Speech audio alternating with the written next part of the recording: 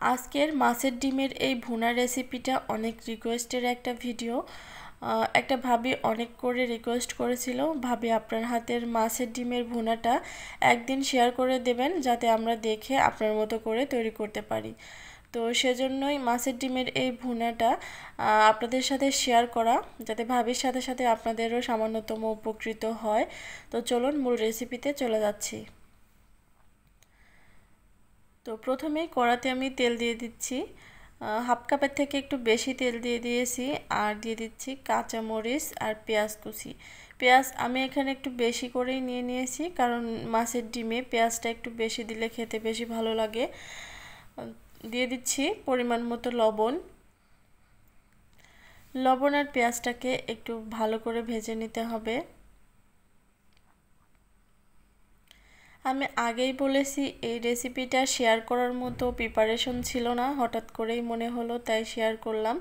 দিয়ে দিচ্ছি জিরে গুঁড়ো আর হলুদের গুঁড়ো। একদমই সিম্পলভাবে আজকের এই রেসিপিটা আপনাদের সাথে শেয়ার করব।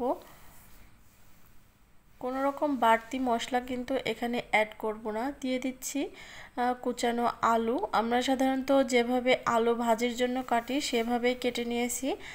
আর এখানে মাঝারি সাইজের একটা আলু আমি কেটে নিয়েছি, আপনারা চাইলে এর চেয়ে বেশি করেও দিয়ে দিতে পারেন। তো আলুটাকে এখন ভেজে নেব হাই হিটে। এখানে কিন্তু মিডিয়াম বা লো হিটে করে ভাজা যাবে না, একদম হাই হিটে করে একেবারে 90% সিদ্ধ করে ভেজে নিতে হবে। যদি আপনারা লো বা মিডিয়াম হিটে এটাকে ভাজেন তাহলে আলুর গা থেকে যে পানিটা বের হবে সেটা থেকে আলুটা বেশি সিদ্ধ হয়ে গলে যাবে। তাই চেষ্টা করবেন এটাকে হাই হিটে ভাজতে, তাহলে উপরের ময়শ্চারাইজারটা লক হয়ে গিয়ে এটা একটা মানে ক্রিস্পি আলু ভাজি তৈরি হবে। তো আলুটা যখন 90% সিদ্ধ হয়ে গেছে তখনই এর মধ্যে মাছের ডিমটা দিয়ে দিচ্ছি। তো মাছের ডিমটা দিয়ে অনবরত নেড়ে চেড়ে এটাকে মানে ছাড়িয়ে নিতে হবে।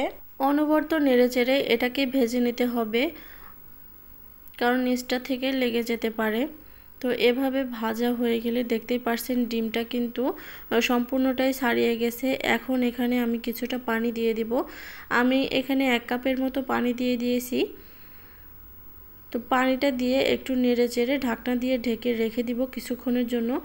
অবশ্যই ঢাকনা তুলে মাঝে মাঝেই নেড়ে চেড়ে দিতে হবে, কারণ ডিমটা খুব সহজেই নিচ থেকে লেগে যায়।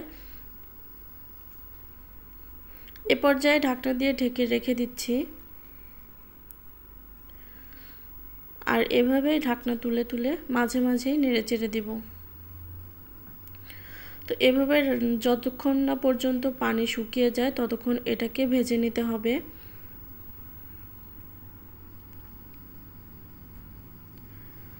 আমি যেভাবে মাছের ডিমটা রান্না করেছি আপনারাও বাসায় অবশ্যই একদিন এভাবে ট্রাই করে দেখবেন। আলু দিয়ে মাছের এই ডিমটা এইভাবে রান্না করলে খেতে বেশ ভালো লাগে, গরম ভাতের সাথে, এছাড়া রুটি পরোটার সাথেও খেতে বেশ ভালো লাগে। তো আমার ডিম ভাজিটা হয়ে গেছে। তো এখন আমি এটাকে চুলাটা অফ করে দিয়ে সার্ভ করে নেব।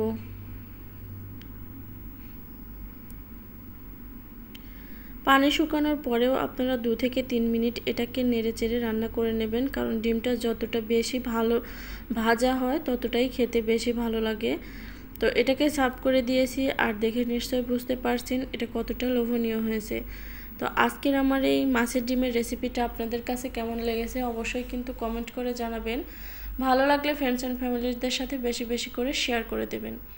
আর আমার চ্যানেলটা সাবস্ক্রাইব করে পাশে থাকা বেল বাটনটা অন করে দেবেন, তাহলে পরবর্তীতে যখনই কোনো নিত্য নতুন রেসিপি আপলোড করব নোটিফিকেশন আপনাদের কাছে পৌঁছে যাবে।